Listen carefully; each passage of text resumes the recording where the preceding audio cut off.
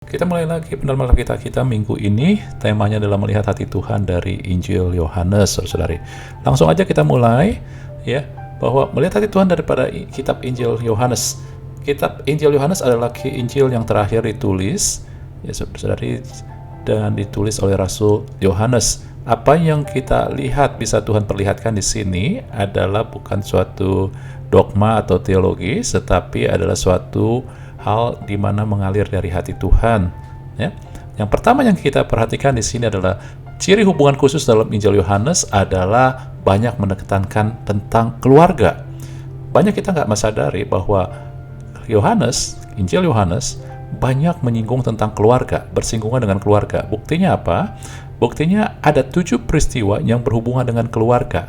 Injil Yohanes senang sekali bermain ataupun memang mempunyai tujuan menampilkan angka 7. Ya, yaitu tentang 7 pernyataan I am, aku adalah, 7 mujizat, ya. Nah, kita ngelihat sekarang juga sebenarnya ada 7 yang berhubungan dengan keluarga. Pertama adalah ketika ketika dalam Yohanes 2, mujizat pertama adalah perkawinan, terjadi perkawinan di Kana. Saudara-saudari, bahwa yang diundang adalah Yesus dan ibunya. Jadi Anda tahu ini adalah family, keluarga, dan Anda tahu bahwa pernikahan adalah berhubungan dengan keluarga. Amin. Ya, inilah bukti salah satunya. Kemudian apalagi? Yang kedua adalah ketika sesudah itu Yesus dikatakan pergi ke Kapernaum bersama dengan ibunya dan saudara-saudaranya dan muridnya tentunya, ya. Dan mereka tinggal hanya beberapa hari saja.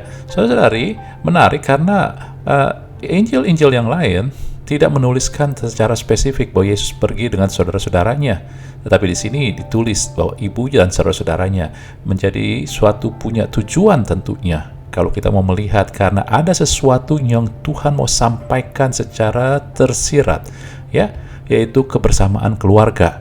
Dan kemudian juga Anda sudah kenal juga tentang yaitu mujizat penyembuhan anak pegawai istana, ya. Dia bukan orang Yahudi. Ini ada ceritanya di Lukas juga, tetapi hanya Yohanes yang menulis ketika anak itu sembuh, anak pegawai istana itu sembuh, ya, ketika Yesus mengatakan imanmu sudah menyembuhkan engkau, lalu anak pegawai istana itu pulang ke tempatnya dan dikabarkan anaknya sembuh. Lalu dikatakan di sini, dia tanya, kapan sembuhnya? Kemarin siang pukul 1 demamnya hilang. Maka teringatlah ayat itu bahwa saat itulah Yesus berkata, anakmu hidup.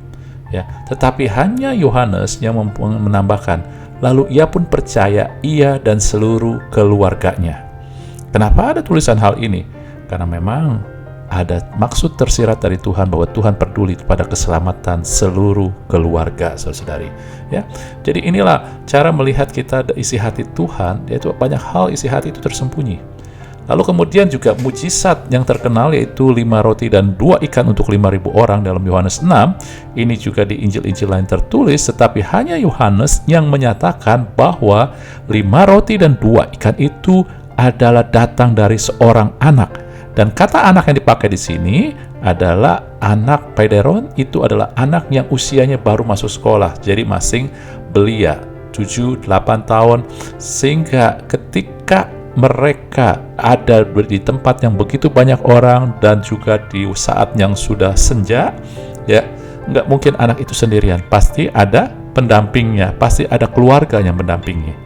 Ya, inilah tujuannya kenapa juga ini secara tersirat ditulis bahwa roti itu, 2 ikan itu adalah dari seorang anak. Walaupun mempunyai makna lain, tetapi dari sisi yang kita mau lihat, yang Tuhan mau terangkan di sini, ya, anak itu nggak datang sendiri. Ada keluarga yang mendampingi.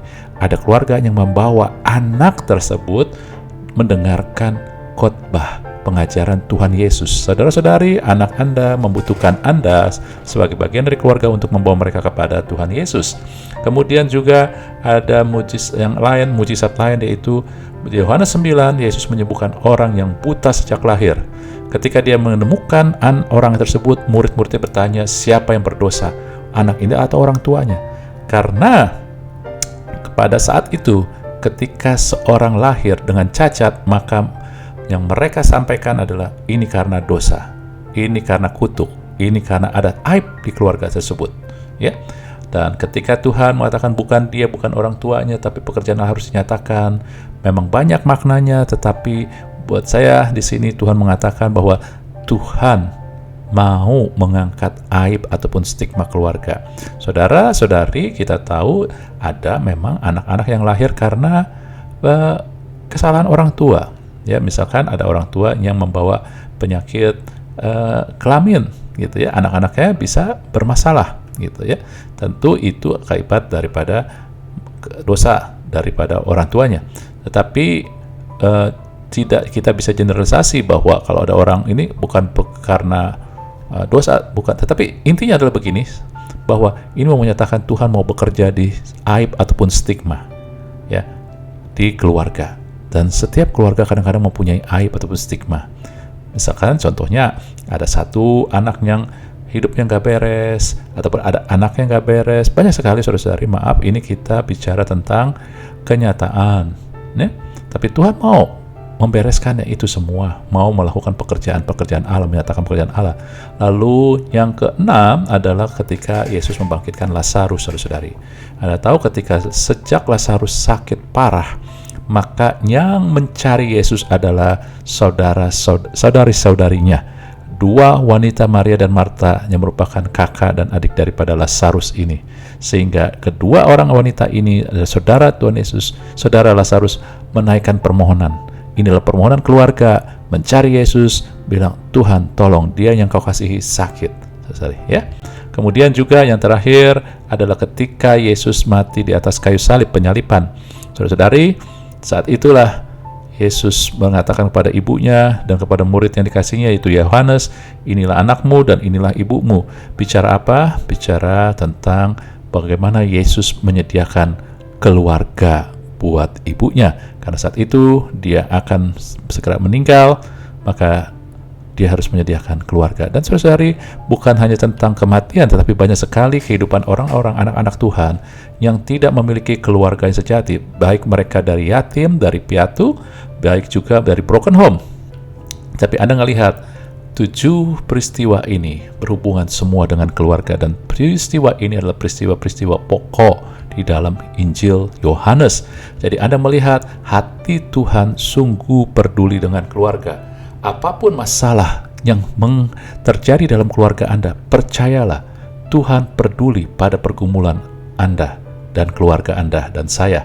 Baik dalam pasangan hidup, ya kalau kita ngelihat di sini, ya baik itu dalam kerukunan, kebersamaan, baik itu dalam kesehatan maupun keselamatan, baik itu dalam perlindungan, pendampingan, baik itu nama baik keluarga, baik itu permohonan. Oleh sebab itulah kita mengundang keluarga-keluarga untuk berdoa bersama, naikkan permohonan bersama, saudara-saudari, ya. Dan juga bahkan bagi mereka yang merasa bahwa mereka tidak memiliki keluarga, broken home, dengan kata lain mungkin, Tuhan juga peduli. Arti peduli di sini bukan berarti seketika masalah beres. Arti Tuhan peduli adalah Dia menyediakan pertolongan, Dia menyediakan dirinya, Dia menyediakan Roh Kudus, Dia menyediakan kuasanya, Dia menyediakan kasihnya untuk memulihkan. Sehingga ketika kita mau bekerja sama, maka semuanya tersedia untuk pemulihan ini dalam keluarga. Amin, saudara-saudari. Itulah keindahan dari kitab Injil Yohanes, menunjukkan hati Tuhan pada keluarga. Ya. Kemudian lanjut. Anda sadar atau tidak sadar bahwa sesungguhnya Injil Yohanes banyak berhubungan dengan wanita. Banyak memulihkan wanita. Wanita yang pertama dipulihkan adalah ibunya sendiri. Saudara-saudari, dalam mujizat pertama, yaitu air menjadi anggur di pernikahan di Kana, saudara-saudari, ya, di situ dikatakan dalam Yohanes 2 ayat 3 dan 5, ketika Maria lah yang memulai meminta kepada Yesus, menyampaikan mereka kehabisan anggur. Walaupun jawaban Yesus sepertinya tidak enak, mau apakah engkau daripadaku, ibu? Tetapi yang menarik buat saya adalah ibu Yesus, yaitu Maria, berkata kepada pelayan-pelayannya, apa yang dikatakan padamu, buatlah itu. Saudara-saudari, kalau Yesus mau buat mujizat, dia nggak perlu introduction daripada orang lain, termasuk ibunya. Tetapi kenapa di sini dikasih? Ya, ibunya yang mengatakan. Saudara-saudari, buat saya ini adalah sesuatu yang firman Tuhan ataupun kerajaan Allah sedang lakukan adalah mengangkat, yaitu nilai ataupun juga status ibunya. Karena apa? Karena dalam Injil yang lain tertera bahwa para pemuka agama, pemimpin agama, kaum Farisi seringkali menyindir Yesus sebagai anak haram, gitu ya. Ketika Yesus mengatakan sebelum Abraham ada, aku ada, mereka marah, gitu. Mereka bilang, oh, seolah-olah kalau secara bebasnya kamu ini bapakmu, bukan atau keluargamu, kamu ini anak haram. Nah, jadi dengan kata lain, mungkin sudah ada selentingan ataupun ada kabar yang beredar bahwa Yesus itu ya nggak ketahuan bapaknya, sehingga Yesus dicela sebagai anak haram. Tetapi ketika celaan itu kepada Yesus, sesungguhnya itu tertuju kepada ibunya, ya dong, ya karena dia yang melahirkan. Nah, disitulah makanya mujizat pertama sesungguhnya bukan hanya sekedar air dan anggur, tetapi juga memulihkan status ibunya. Kenapa? Lewat mujizat, karena Yohanes menunjukkan mujizat adalah tanda Yesus adalah Tuhan. Sehingga ketika ibu Yesus yang membuka, ini pelayan-pelayannya akan pasti juga bicara, iya itu mujizat, air menjadi anggur, luar biasa. Ibunya bilang, nah jadi nggak mungkin kalau orang nggak benar didengar oleh Allah. Kira-kira gitu, sehingga ketika ibunya bicara dan didengar, lalu mujizat terjadi, pasti ibu ini orang benar. Inilah ya persepsi di masyarakat untuk juga dipakai Tuhan mengangkat nilai ataupun juga harkat diri dari Maria, yang mungkin saat itu juga banyak selentingan-selentingan. Ya kita nggak tahu terdengar, tetapi intinya mujizat pertama, air menjadi anggur, iya benar, amin, banyak maknanya. Tetapi buat saya juga adalah isi hati Tuhan dalam keluarga, menunjukkan bagaimana dia mengangkat ya seorang ibu yang mungkin juga sudah banyak mengalami ya hal-hal perkataan-perkataan yang gak enak. Amin. Lalu kemudian banyak sekali, kemudian ada 7 mujizat juga, 7 hal juga yang menyangkut wanita Samaria, Yohanes 4, ya bagaimana seorang yang sudah penuh dengan aib, memiliki suami yang keenam ini pun udah 5 suami, tapi yang sekarang pun bukan suami dia. Bahkan ketika dia datang ke sumur pun dia datang di hari terik, bukan di pagi-pagi di mana matahari belum terik, karena kalau pagi dia datang ke sumur, maka akan banyak orang dan wanita-wanita juga yang menimba dari sumur itu, dan dia akan jadi gunjingan. Ya, sebab itu dia menghindari, tapi justru disitulah dia menemukan Yesus. Dan ketika Roh Kudus bekerja menjamah dia tinggalkan semuanya dan dia datang kepada orang-orang tetangga-tetangga yang selama ini dia berusaha menghindar. Ya, dan inilah yang membuat orang-orang itu bingung. Ya, akhirnya mereka bilang ada sesuatu nih, kenapa? Maka mereka ikutin, datang kepada Yesus, dan ketika mereka mendengar perkataan Yesus, ajaran Yesus, mereka bertobat. Dan ini adalah suatu karya Roh Kudus, saudari. Ya, jadi intinya adalah wanita ini dipulihkan. Ya, kemudian juga ada lagi wanita yang tertangkap berzina. Anda sudah tahu wanita ini ketangkap, tetapi Tuhan tidak menghakiminya, tapi Tuhan membebaskannya dan memberi kesempatan untuk tidak berdosa lagi. Nah, kemudian adalah yang keempat adalah kembali tentang di saat Lazarus dibangkitkan. Saudara-saudari, itu dimulai oleh permohonan kedua perempuan, yaitu saudari daripada Lazarus. Siapa yang bersuka cita ketika Lazarus bangkit? Wanita ini, kedua wanita ini, Maria dan Marta. Siapa yang bersusah hati ketika Lazarus sakit parah dan meninggal, patah hati? Kedua wanita ini. Ya, Lazarus, coba Anda bayangkan, dia sakit, dia nggak sadar, mungkin dia hanya dia sudah kecapean, kelelahan, dan ketika dia meninggal dan dia bangkit, ketika dia bangkit dia pun nggak sadar. Dia mungkin bingung, wah ada apa ini, orang banyak kumpul. Tapi kedua wanita ini mengalami gejolak. Pertama mereka sedih, kemudian patah hati ketika Lazarus mati, dan terakhir mereka lah yang paling bersuka cita ketika Lazarus, paling bersyukur ketika Lazarus dibangkitkan. Mungkin lebih daripada Lazarus, saudari. Ya, jadi lihatlah hal-hal yang banyak hal sekali dipulihkan dalam wanita ini. Lalu kemudian dalam Yohanes 12 ada wanita yang mengurapi Yesus, dan di dalam Injil lain dikatakan di mana Injil diberitakan, perbuatan wanita ini akan diberitakan. Bagaimana wanita ini segala sesuatu yang dia lakukan dihargai oleh Alkitab. Nah, kemudian ada yang keenam, yaitu Maria di kayu salib, saudari. Bagaimana Maria yang hancur hati, ya, disediakan tempat untuk juga berlindung ataupun mencurahkan isi hatinya dengan orang atau pribadi yang sangat mengasihi Yesus. Karena saat itu adik-adik Yesus, saudara-saudara Yesus masih belum percaya Yesus itu Mesias, Tuhan. Sesudah Yesus mati dan bangkit menampakkan diri kepada mereka, baru mereka percaya. Ya, itulah kemudian ada Yakobus, yaitu adalah saudara Tuhan Yesus, dan dia rela mati karena dia akhirnya percaya, tapi sebelumnya enggak. Di sini Maria diberikan, dia berduka sekali atas Yesus, dan dia diberikan pundak ataupun tempat untuk mencurahkan segala kesedihannya, kegalauannya dengan seseorang yang sangat mengasihi Yesus, yaitu Yohanes, murid Yesus itu. Nah, Tuhan memperhatikan kesedihan wanita ini.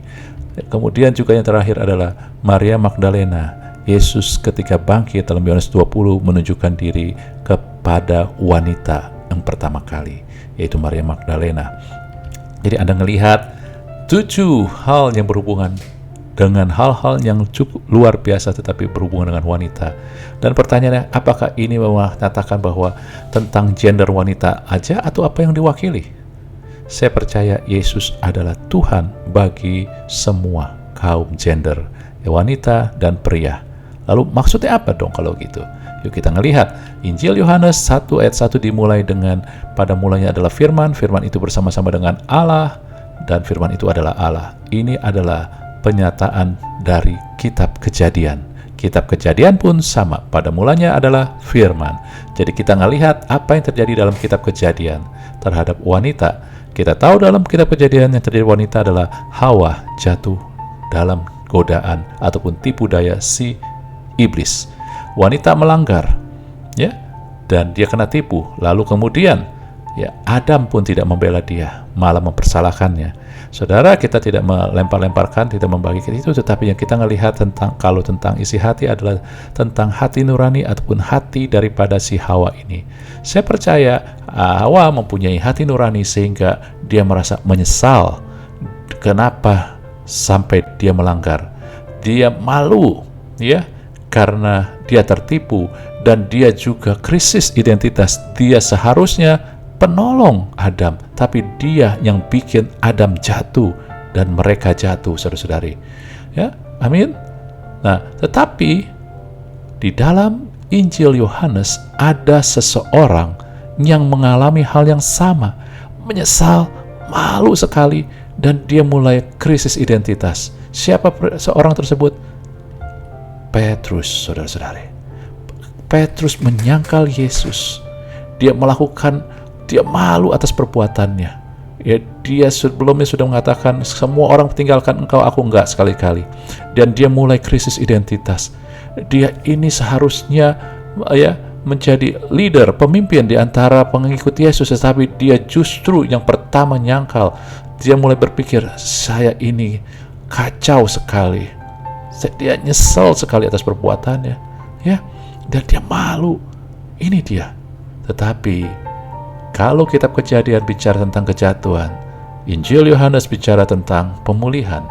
Pasal terakhir dari Injil Yohanes yang Yesus lakukan adalah memulihkan Petrus. Memulihkan bukan hanya Petrus, tetapi Anda dan saya. Kehidupan kita sebagai manusia, tidak lepas dari penyesalan, tidak lepas daripada malu dan krisis identitas. Saya seharusnya jadi bapak yang baik, lebih baik. Saya harus menjadi bapak yang bisa mencukupkan kebutuhan anak-anak saya. Saya harusnya melindungi.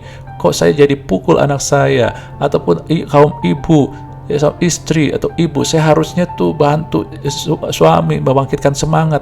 Tapi kok saya jatuhin semangat suami saya terus? Jadi saya penolong apa bukan? Hati nurani, aduh, ini bagaimana saya? Kadang malu, anak pun begitu, orang tua begitu, banyak. Jadi bukan hanya seorang, tetapi kita. Seringkali kita merasa ini, saudara-saudari. Tetapi Yesus, sebagaimana dia memulihkan Petrus, dia memulihkan Anda. Dan pemulihan itu adalah kasih karunia, saudara-saudari. Artinya kasih karunia bukan bersumber dari Anda dan saya. Bukan karena kita hebat dan layak, tetapi karena Yesus yang memberikan kelayakan itu, yang itu. Ya, saya katakan kasih karunia Yesus itulah yang memuliakan, bukan karena perbuatan Anda dan saya, bukan karena juga sesuatu yang membuat Anda, yaitu Anda menebusnya, enggak, tapi Yesus sendiri. Kemudian kasih karunia juga akan memberikan Anda kepercayaan kembali. Contoh yang kita lihat adalah pemulihan Petrus. Ayat Yohanes 21 ayat 17. 3 kali Yesus tanya. Saya nggak bahas ininya ya, karena ini banyak sekali pendalamannya ataupun pengupasannya. Misalkan Yesus bertanya dengan pertama kali dia nanya dengan kata agape, ya, artinya kasih yang paling tinggi, tidak ada batasnya. Tapi Petrus jawab dia hanya filio, kasih kepada teman. Ya. Tetapi yang Tuhan mau sampaikan, mau tekankan, mau hidupkan di sini adalah ketika Petrus berkata, Tuhan, Engkau tahu segalanya. Ini adalah jawaban sesuatu yang Tuhan tunggu dan suatu jawaban yang jujur dari Petrus. Ya, dia nggak tahu bahkan diri dia. Orang yang sudah malu, menyesal, kaget dengan perbuatannya. Pada akhirnya dia katakan, Tuhan, Engkau tahu aku, Engkau tahu segalanya. Engkau tahu pribadi aku, kedalaman hati aku, kebodohan aku, cacat aku. Ini yang dia katakan. Tetapi juga, Tuhan, Engkau tahu bagaimana memulihkan aku, bagaimana juga segala sesuatu di luar aku, artinya keadaan sekeliling kita. Saudara-saudari, ini pemulihan terjadi ketika Anda menyadari dan mempercayai bahwa Tuhan tahu segala sesuatu. Tuhan tahu kemampuan Anda, Tuhan tahu isi hati Anda, Tuhan tahu kegalauan Anda, Tuhan tahu penyesalan Anda, Tuhan tahu aib Anda, Tuhan tahu krisis identitas Anda, dan Anda mulai mempercayai Dia. Amin. Disitulah, ya. Dan disitu juga bukan Tuhan tunggu kita membuktikan, saat itu juga ketika Petrus katakan itu, Engkau tahu segala, ya, Yesus berkata, gembalakanlah domba-dombaku.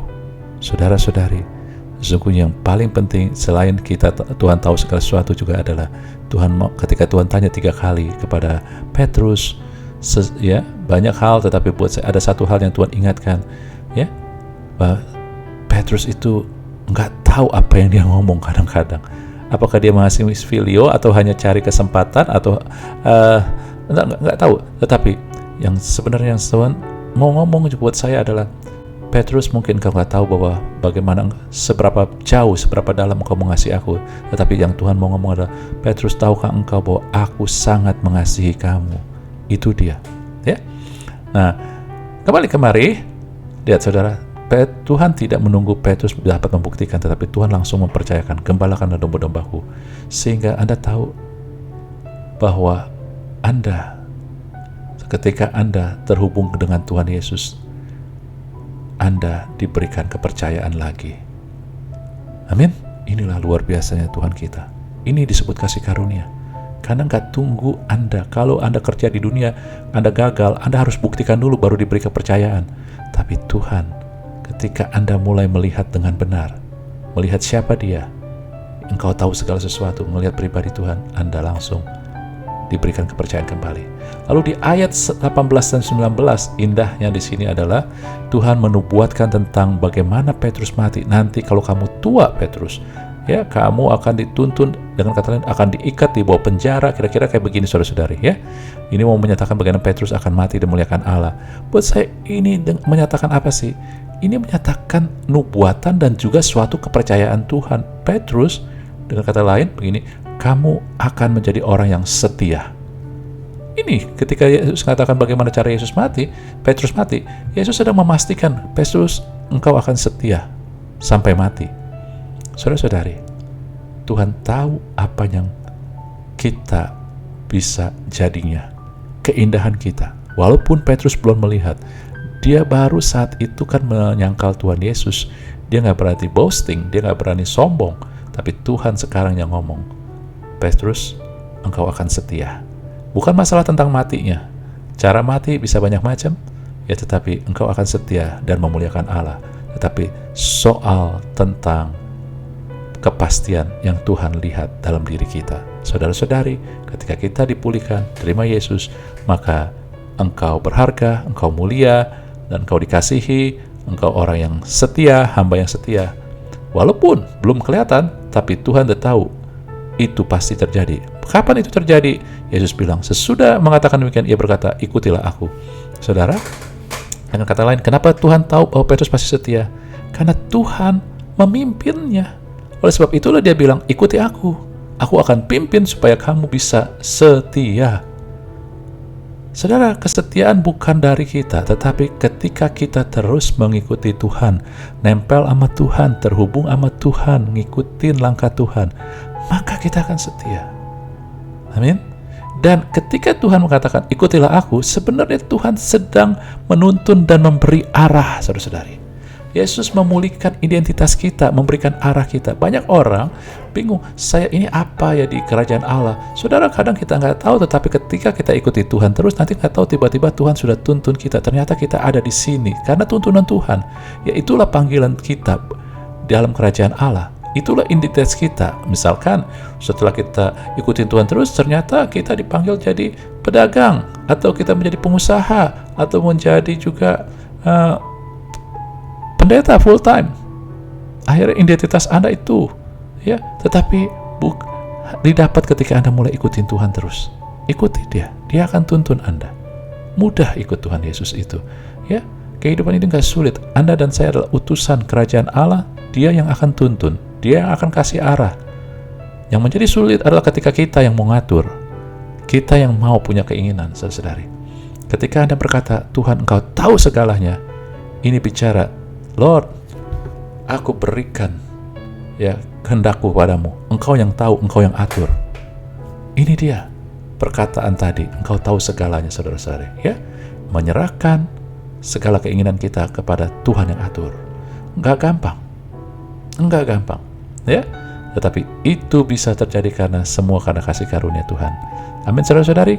Jadi inti daripada ini adalah melihat hati Tuhan. Di sini lewat kaum wanita yang dipulihkan adalah Tuhan selalu mau memulihkan keadaan Anda dan saya. Lalu dia mau menopang serta mau menuntun sehingga Anda diberikan arah. Amin. Ya, jadi konklusinya ada 2, ya.